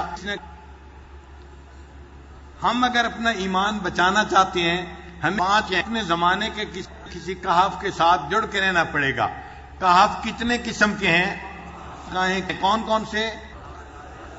مدارس عربیہ کہف ہیں، اللہ والوں کی خانقاہیں ہوتی کہف ہیں، دعوت و تبلیغ کا کام کہف ہے، قرآن مجید کے درس جہاں چکے ہیں، قرآن کا ترجمہ پڑھایا جاتا ہے، تفسیر پڑھائی جاتی ہے، سبق سکھایا جاتا ہے، وہ بھی کہف ہے. کہ ایمان قرآن مجید کے اندر طاقت ہے، وہ بندے کے ایمان کو بچا لیتا ہے. وہ قیمہ ہے، بندے کے جسم کو مضبوط کر دیتا ہے اور اس کی حفاظت کرنے کا سبب بن جاتا ہے. نکلنا سر سے روح انسان کے جسم کی حفاظت کا سبب ہے نا. روح نکل جائے تو جسم 24 گھنٹے میں دنیا میں گزرنا شروع ہو جاتا ہے. ہمارے اندر روح موجود ہے، ہمارا جسم نہیں گلتا سڑتا، حالانکہ ہم 60 سال دنیا گزار چکے ہیں. تو روح انسان کے جسم کو گلنے سڑنے نہیں دیتی. اسی طرح قرآن مجید ہے، ہماری معاشرتی زندگی کی روح ہے. یہ جو روح ہماری ہے یہ جسم کی روح ہے، اور قرآن مجید ہماری سوسائٹی کی روح ہے. وَكَذَلِكَ أَوْحَيْنَا إِلَيْكَ جو ہے ہم من امرنا، اللہ نے قرآن مجید کے لیے روح کا لفظ استعمال کیا ہے. تو روح ہمارے معاشرے کی وہ قرآن مجید. اگر یہ قرآن مجید ہمارے معاشرے میں آ جائے گا تو ہمارے معاشرے کے ایمان کے گلنے سڑنے کو بچا لے گا. اس لیے قرآن مجید میں جو حف ہے اور مدینہ منورہ اور مکہ مکرمہ یہ بھی کہا، اور یہ بھی جائے گا وہ شیطان کے فتنے سے، وہ دجال کے فتنے سے بچ جائے گا. اور نقطہ سن لیجئے، علماء نے کتابوں میں لکھا ہے، خاص طور پر علامہ طاہر صاحب مجموع البحار لکھتے ہیں کہ جو لوگ اپنے دور کے کہف میں رہنے والے ہوں گے ہم آوان المہدی بنیں گے. یہ امام مہدی جب آئیں گے تو ان کے آوان مددگار بھی یہ کہف والے اصحاب ہی بنیں گے. تو اپنے ایمان کو بچانے والے لوگ ہیں، یہی لوگ امام مہدی کے ساتھی بنیں گے کیا دنیا میں. پھر اس کے بعد واقعہ ہے حضرت موسیٰ علیہ السلام کا. اس واقعے میں ہمیں علم اور متعلم کے آداب کا پتہ چلتا ہے. اس واقعے سے ہم دو سبق سیکھتے ہیں. انسان کون سے کہ موجود ہے، ہمیشہ یہ سمجھے کہ میرے علم سے اوپر بھی علم والے دنیا میں موجود. انسان کبھی بھی اشیاء کی یہ حقیقتوں کا احاطہ نہیں کر سکتا کہ وہ تمام اشیاء کی حقیقت کو جان لے. نہیں، علم فقط اللہ کے پاس ہے. بندہ جتنا سائنسی ترقی کرتا جائے وہ اشیاء کی ساری اشیاء کی حقیقتوں تک نہیں پہنچ سکتا. یہ ذہن میں بٹھا لیجئے. ایک سبق تو ہم نے اور دوسرا سبق ہم نے کیا سیکھا؟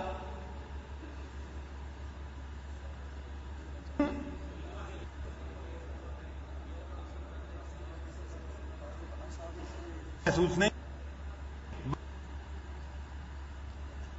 علم حاصل کرنے میں انسان کو اور میں مشق کرنی چاہیے.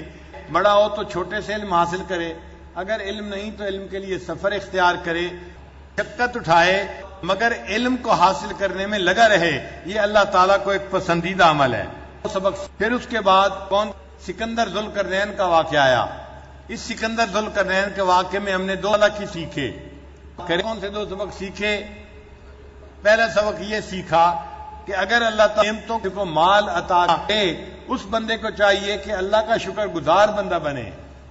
اللہ کی نعمت کا شکر ادا کرنا یہ سکندر ذوالقرنین کے واقعے سے ہمیں ملتا ہے.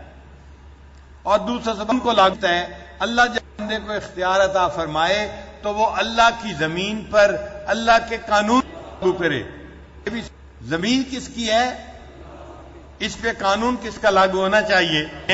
لہذا ہمیں یہ سبق ملتا ہے کہ جو لوگ شریعت نافذ ہونے کے لیے کوششیں کرتے ہیں، ہمیں چاہیے ہم ان کے لیے دعائیں کرتے رہیں. ہماری ہمدردیاں ان کے ساتھ ہونی چاہیے، ہمارے دعائیں ان کے ساتھ ہونی چاہیے. ان کے لیے دعائیں کرنا ہماری ذمہ داری ہے.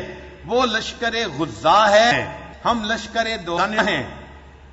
وہ لشکر غزہ ہے اور ہم لشکر دعا ہے.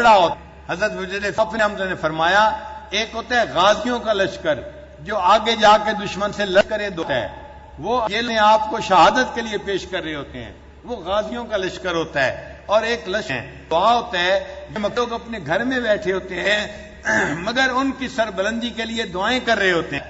اور وہ لکھتے ہیں اپنے مکتوب میں کہ لشکر دعا لشکر غزہ کے اوپر فضیلت رکھتا ہے. الحمدللہ یہ گھروں میں بیٹھیں گے، ان کے لیے دعائیں کریں گے، اللہ کے ہاں ہمارا درجہ زیادہ یہ سبب ہوگا ہم شریعت کی ترویج کے لیے دعائیں کر رہے ہوں گے. بات سمجھ آ گئی؟ یہ خیر خواہ ہمیں سکندر ذوالقرنین کے واقعے سے ملتا ہے. اللہ کے بندوں کی اللہ کے لیے بھائی کرنی چاہیے اور انسان کو دوسروں کے لیے خیر خواہی کا سبب بن کے رہنا چاہیے. پھر اس میں سے سورہ کاف کے آخر پہ 3 باتیں اہم ہیں جو بیان ہوئیں. پہلی بات کون سی تھی؟ مال،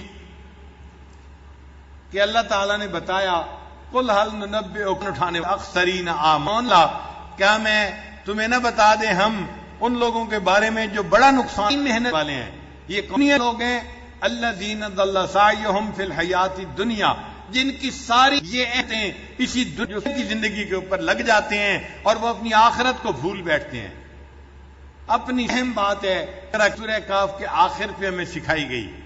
پھر اس کے بعد اللہ رب العزت نے صفات کا تذکرہ کیا ہے بڑی شان کے ساتھ کہ اگر ساری دنیا کے سمندروں کو سیاہی بنا سیاہی تھا اور اس سیاہی سے تیرے رب کی تعریفیں لکھنی شروع کی جاتی، ایک وقت آتا یہ تعریفیں تو ختم ہو جاتی، تیرے رب کی تعریفیں کبھی ختم نہ ہوتی. اور اللہ تعالیٰ نے اپنی اگر تمہیں کرنے کے بعد پھر اپنے بندوں کو بتا بھی دیا کہ ایسے پروردگار کے حسن کو دیکھنا چاہو ہم تمہیں وہ طریقہ بھی بتا دیتے ہیں. اس کا طریقہ کیا ہے؟ وَمَنْ يَرْجُو لِقَاءَ رَبِّهِ فَلْيَعْمَلْ عَمَلًا صَالِحًا، اس کو چاہیے کہ وہ نیک اعمال کرے. وَلَا يُشْرِكْ بِعِبَادَةِ رَبِّهِ أَحَدًا، اور اللہ کی عبادت میں کسی کو شریک نہ کرے، مخلوق کے ساتھ دل خفی نہ کرے، اپنے دل میں ما سوا کی محبت کو مت آنے دے، پانے والوں کی محبت کو دل سے بچا کے رکھے. جو بندہ ایسا کرے گا یہ قیامت کے دن اللہ کا دیدار بات تھی بن جائے گا. تو 3 باتوں میں سے کون کون سی باتیں تھیں؟ پہلی میں ہے ان لوگوں کے بارے میں بتایا جو فقط دنیا کی زندگی کی آسانی کو دیکھتے ہیں اور اسی پہ ریچھ جاتے ہیں اور آخرت کو بھول جاتے ہیں. اور یہ فتنہ آج کے دور میں عام ہے کو جو دیکھ. اور دوسرا اللہ تعالیٰ نے اپنے حسن جمال کا تذکرہ کیا. اور تیسرا اس حسن جمال اب دیکھنا چاہے اور آپ نے اس کا طریقہ کار بتا دیا. یہ 3 باتیں پوری سورۃ کاف کا لب لباس میں تھیں جس کے اوپر سورت کو ختم کیا گیا. پھر اس سورت کے شروع میں اور آخر میں مناسبت میں ہے. سورت کے شروع میں اور آخر میں مناسبت بھی ہے. اللہ نے ابتدا کا ذکر اپنی الوہیت کا ذکر کیا. ابتدا میں کس کا ذکر کیا؟ اپنی الوہیت کا ذکر کیا. اور سورت کے انتہا میں اللہ نے اپنی ربوبیت کا ذکر کیا.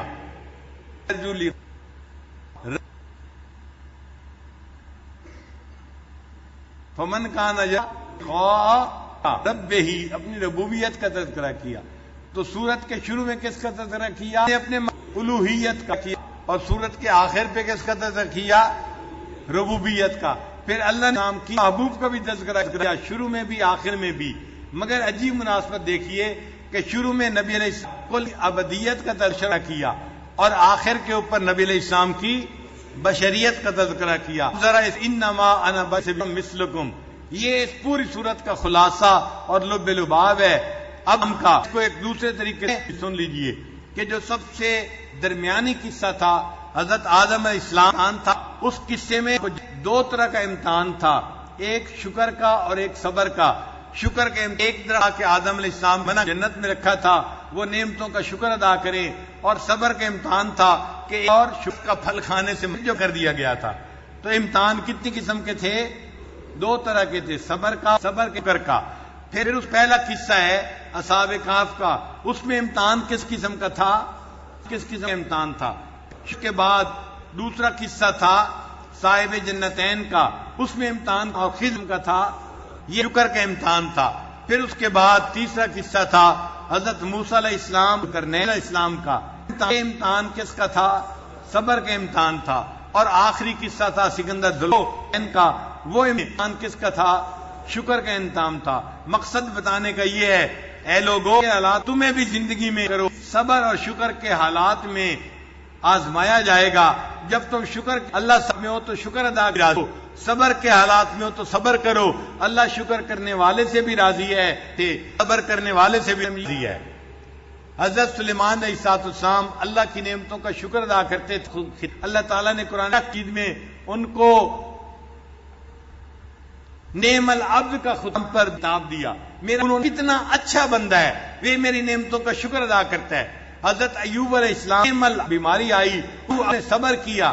اللہ فرماتے ہیں انا وجدناہ صابرا، اللہ عبد انہ اواب، یہ میرا کتنا پیارا بندہ تھا، میری طرف رجوع کرنے والا تھا. ایوب نے سلیمان علیہ السلام کے شکر کی وجہ سے ان کو بھی نعم العبد کا خطاب دیا، اور سورہ ایوب علیہ السلام کو سبق کی وجہ سے ان کو کون سا خطاب دیا؟ نعم العبد کا خطاب دیا. عبد کہف ہمیں یہ سبق دے رہی ہے، اے بندو اگر نعمتوں کا شکر ادا کرو گے تب بھی تم نعم العبد بنو گے، اور اگر تم مشکل میں صبر کرو گے تم نعم العبد بنو گے. لہذا نعم الدیدار بن کر زندگی گزارو اور اللہ کے ہاں کامیاب ہو جاؤ، اور جب آخرت میں جاؤ تو اللہ کے صبر کو کرنے والوں میں شامل ہو جاؤ. اللہ تعالی ہمیں بھی آخرت میں اپنا دیدار عطا فرمائے اور میں صبر کرنے والا، شکر کے حالات میں شکر کرنے والا بنائے. وآخر دعوانا الحمدللہ رب العالمین. آخری میں تو بعض ساتھیوں کی طرف سے پھر فرمائش آئی ہے کہ آخری دن مجلس ہے، طالبہ کے کلمات پڑھا دیں. این ممکن ہے کہ رمضان مبارک کے اس آخری مرتبہ میں اللہ تعالی ہمیں توبہ کے لیے قبول فرما لے، تو سچے دل کے ساتھ پھر توبہ کر لیجیے.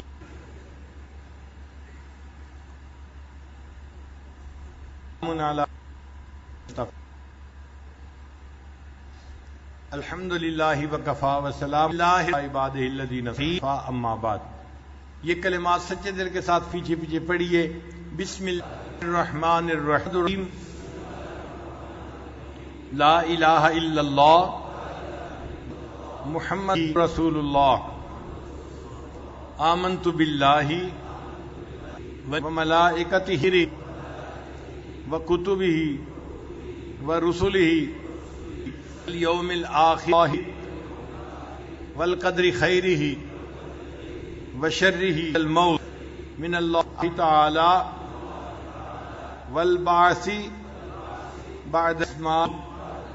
آمنت باللہ کما ہوا بأسمائہ وصفاتہ وقبلت جمیع احکامہ اقرار باللسان اللہ فیکم بالقلب اشہدو اللہ الہ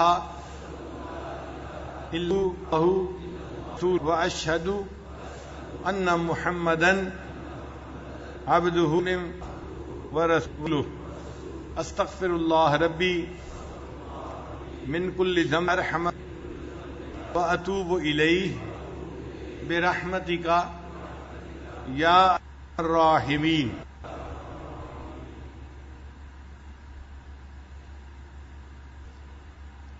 ان کی معہد الفقیر میں جو لوگ انتظام کرنے والے ہیں، آپ اپنے ان کی طرف سے میں آپ سب حضرات کا شکریہ ادا کرتا ہوں کہ یہاں سے کچھ گھروں سے حصہ کر یہاں تشریف لائے گرمی کے اس موسم میں۔ مجھے یہاں سے لینا علماء ملے جو کوہستان سے آئے ہیں۔ کوہستان جو ہے یہ گلگت جاتے ہوئے راستے میں جو پہاڑی سے پتہ نہیں ہے خشک پہاڑ ہیں، تو یہ وہاں سے آئے ہیں، وہاں اطلاعات کا بھی کوئی سلسلہ نہیں ہے، پر اللہ نے کیسے ان کو اطلاع پہنچائی اور ان کے دل میں بات آئی، وہ کوہستان سے چل کر یہاں کیمپ کے لیے آ گئے۔ کل 3 ڈاکٹر آئے ڈیرہ غازی خان کے آگے سے، سننے کے لیے لگے کہ ہم نے سنا کہ آپ سورہ کہف کے بارے میں درس دے رہے ہیں، ہم ڈی جی خان سے ایک درس شہر آئے ہیں اور سننے کے بعد اب ہم واپس ڈی جی خان جا رہے ہیں، حالانکہ وہ کافی دور ہے۔ اللہ کی شان کے وہاں سے اللہ اپنے بندوں کو بھیج رہا ہے۔ بعض نوجوان یہاں کوئٹہ سے آئے ہوئے ہیں، پر بعض نوجوان کشمیر سے آئے ہوئے ہیں، یعنی ملک کے چاروں طرف سے اللہ تعالیٰ نے یہاں اپنے بندوں کو دیا ہے۔ ہم نے نہ اخبار میں خبر دی تھی، نہ ہم نے کوئی اشتہار چھاپا تھا، یہ فقط ایک برڈ آف ماؤتھ تھا جو اللہ تعالیٰ نے اپنے بندوں تک پہنچایا اور ان کے دل میں بات باہر، اور اللہ نے اپنے بندوں کو خود یہاں پہنچا دیا۔ یہ اللہ کا احسان ہے، یہ اللہ کی مہربانی ہے۔ اور آپ حضرات کا تشریف لانا، اس کے اوپر جو انتظامیہ ہے وہ آپ لوگوں کا شکریہ ادا کرتی ہے، اور جو خدمت کی جماعت ہے وہ آپ کے ساتھ آپ کے سامنے معذرت بھی کرتی ہے کہ جیسے کھانا پیش چاہیے تھا اس میں کمی ہو گئی، جیسے آپ کے آرام کا خیال رکھنا چاہیے تھا ہم ایسے نہیں رکھ سکے۔ ہم امید کرتے ہیں آئندہ سال انشاءاللہ ہم یہ اعتکاف پھر یہیں پر کریں گزاریں، اور آئندہ سال ان بھی اقدامات پہلے سے بہتر کرنے کی کوشش کریں گے۔ علماء طلباء سے خواہش ہے کہ وہ اسی طرح اعتکاف میں ابھی سے بے شک اپنا ذہن بنا لیں، یہاں تشریف لائیں گے، ہم انشاءاللہ ان کی خدمت کو کریں گے اور کوشش کریں گے کہ وہ یہاں پر 10 دن انابت اللہ کے ساتھ گزاریں۔ بند کر لیجیے، اللہ ہماری اس نیت قبول فرما لے۔ تھوڑی دیر کے لیے مراقب ہو جائیے، آنکھوں کو بند کیجیے، سر کو جھکا لیجیے، دنیا اور جو کوئی دنیا میں ہے اس سے ہٹ کٹ اللہ کی یاد میں ڈوب جائیے۔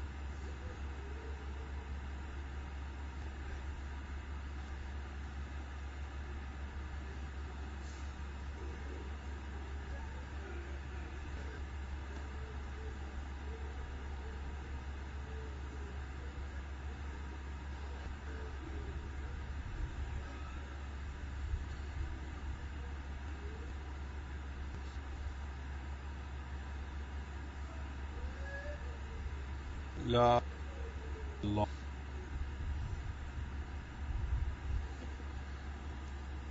لا الہ الا اللہ محمد رسول اللہ اللهم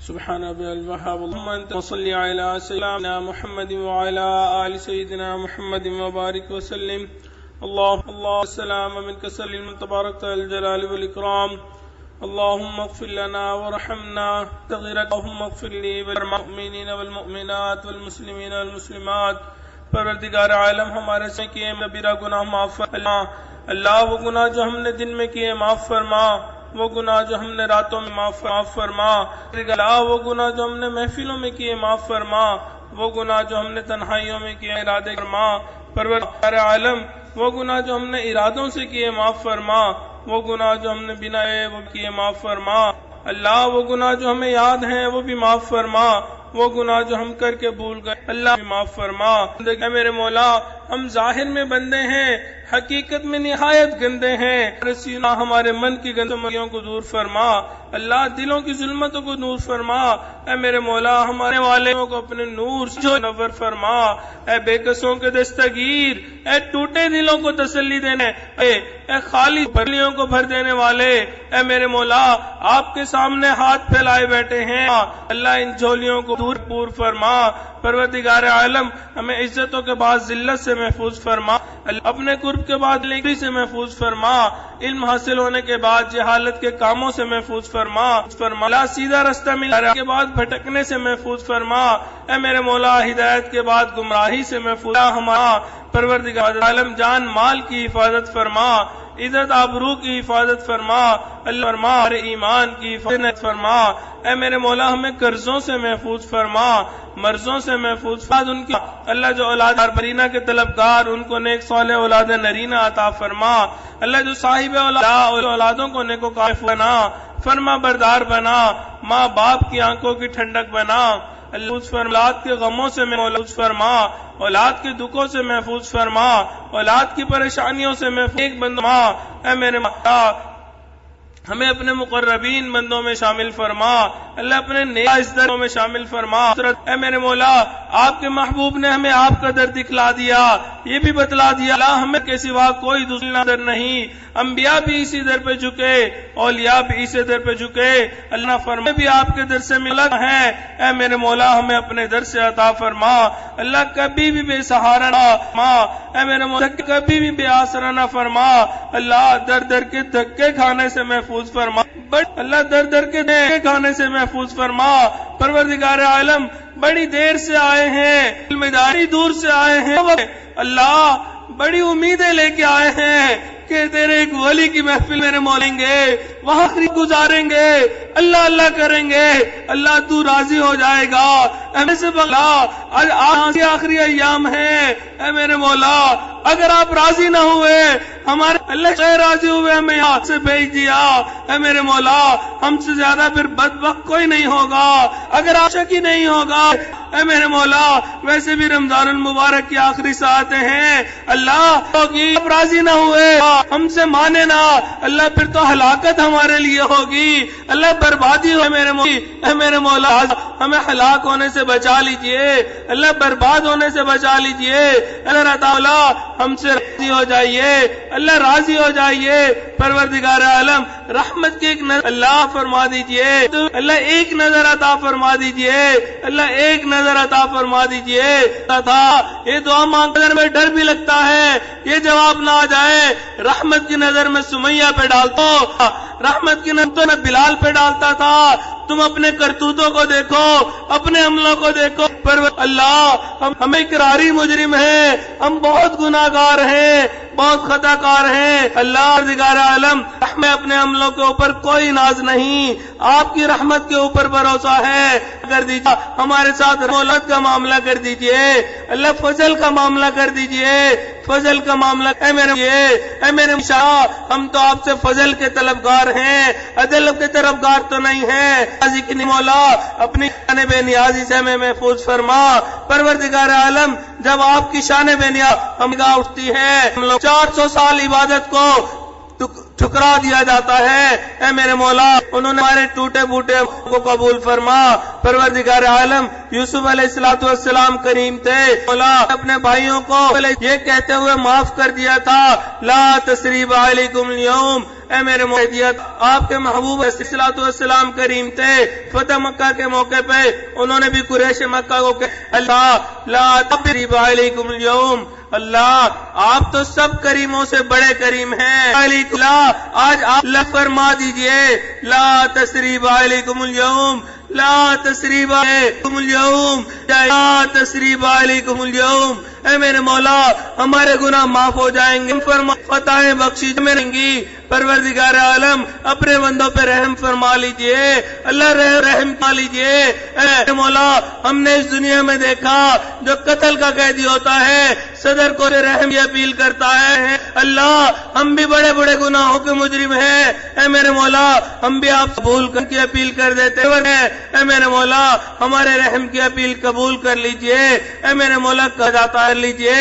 پروردگار عالم دنیا فقیر کا کوئی مسئلہ نہیں، ایک در سے نہ ملے دوسرے پہ چلا ہے، دوسرے نہ ملے تیسرے پہ چلا جاتا ہے، اللہ مسئلہ تو ہمارا ہے، ہمارے پاس آپ کے در کے سوا کوئی دوسرا در نہیں، اے میرے مولا ہمیں اپنے در سے دور نہ کر دیجئے، اللہ دور نہ کر دیجئے، دھکے نہ دے دیجئے۔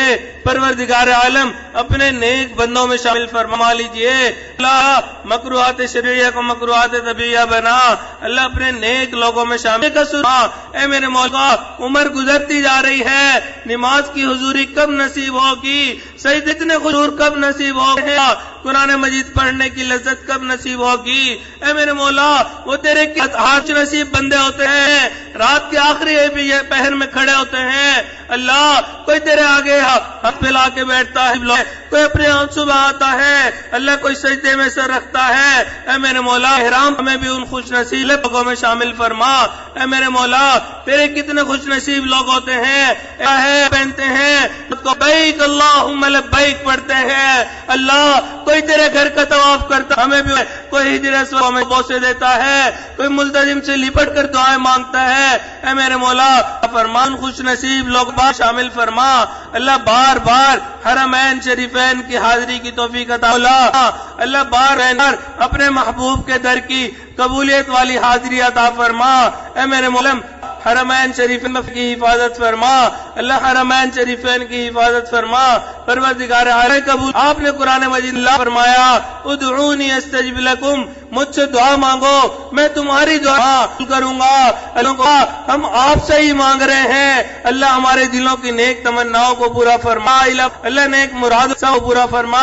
اے میرے مولا آپ نے قرآن مجید میں فرما دیا وَأَمَّا السَّوَالِ فَلَا تَنْهَرْ، مالی کو انکار نہ کرو، جھڑکی نہ دو، اے میرے مولا ہم بھی تو آپ کے در کیے ہیں، اللہ انکار نہ کر دیجئے، جھڑکی نہ دے دیجئے، اے میرے مولا دور نہ کر دیجئے۔ کیا پروردگار عالم رمضان کا فقیر جب اپنے گھر سے نکلتا ہے اپنے بچوں کو دلاسا ہی آتا ہے، انہیں کچھ دے کے آتا ہے، میرے بچوں میں تو رمضان کا بھکاری ہوں، کوئی نہ کوئی تم لوگ ترس کھا کے کچھ نہیں دے دے گا، رات کو جب میں واپس لوٹوں گا گھر میں کھانا بنے گا، ان سے کھانا کھا سکو گے۔ اے میرے مولا ہم بھی رمضان کے بھکاری بیٹھے ہیں، اللہ 9 دن آپ کی چوبیس پکڑ کے بیٹھے ہوئے ہیں، اللہ اب واپس جانے کا وقت قریب ہے، اللہ اگر آپ نے ایسے ہی کیا دیا خالی ہاتھ لوٹا دیا، اے میرے مولا ہم کیا منہ دکھلائیں گے، اللہ ہمارے بھی بن جائے گا،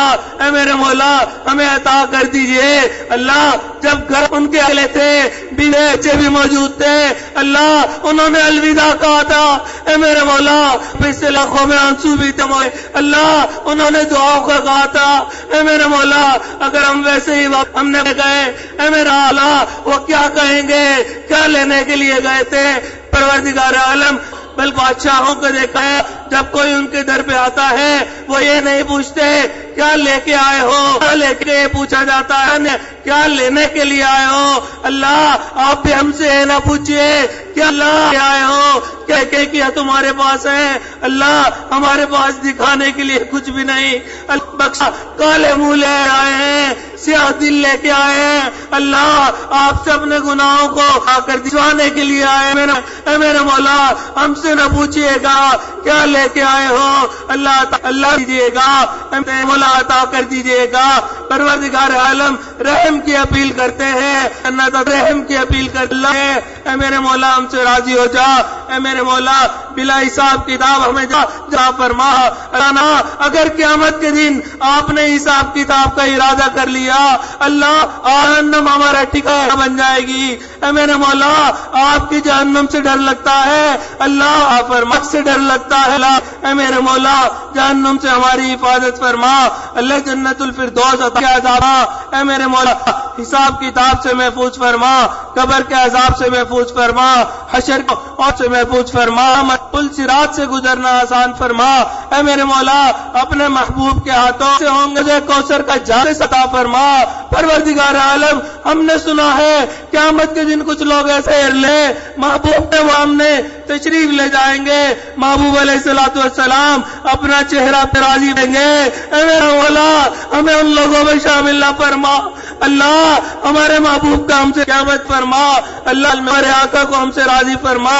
اے میرے مولا ہم نے اپنے بڑوں سے سنا ہے اے میرے دن کچھ لوگ اس ہارے اٹھیں گے، وہ آپ کو دیکھ کے مسکرائیں گے، آپ ان کو دیکھ کے مسکرائیں گے، میرے مولا ہمارے اعمال اس قابل نہیں کہ ہم یہ کہہ سکیں مگر آپ کی رحمت کو دیکھتے ہیں مانگنے کو جی کرتا ہے لوگ، اے میرے مولا ہمیں اپنا دیدار عطا فرما، اللہ اپنا دیدار عطا فرما، اللہ اپنے نیک لوگوں میں شامل فرما، اے میرے مولا نیکی تقوی والی زندگی گزارنے کی توفیق عطا۔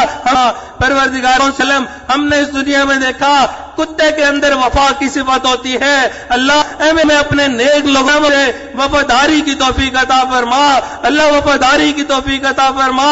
میرے مولا اگر آج اپنے نیک لوگوں کے ساتھ بھی نہ جڑ سکے اے میرے مولا پھر تو ہم سے کتا اچھا تھا، اصحاب کہف کے ساتھ جڑا رہا تھا، اللہ آپ نے اس کے لیے جنت کا فیصلہ کر دیا، اے میرے مولا ہمارے لیے بھی فرما دیجئے، اللہ فرما دیجئے، اے میرے مولا فرما دیجئے، اے مور سے بلا جو ہمیں نبی علیہ السلام نے آپ سے مانگی ہمیں وہ خیر عطا فرما، جن بیٹھے جو نہ مانگی ان بھی پناہ عطا فرما۔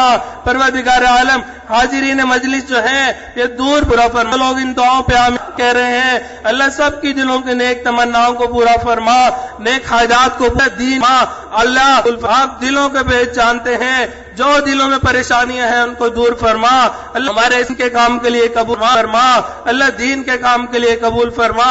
اے میرے مولا چن ملک کی حفاظت فرما، اللہ جو اس کے دشمن ہیں ان کو ہدایت عطا فرما، جن کی قسمت میں ہدایت نہیں خدمت ان کے دفعہ دور فرما۔ پروردگار عالم تیرے یہ بندے تیرے گھر میں آئے تھے اللہ اگر ان کی کوئی کمی رہ گئی اے میرے مولا ہمیں معاف فرما، اللہ معاف فرما، اللہ خدمت جماعت کے جو لوگ ملتی ہے اللہ ان کو اپنے مقبول بندوں میں شامل فرما۔